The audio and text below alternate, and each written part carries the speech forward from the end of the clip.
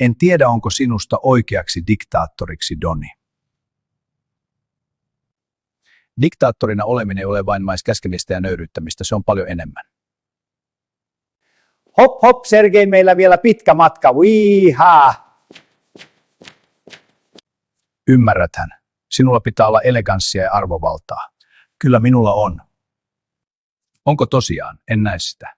Minä tän. Pojat, tulkaa tänne!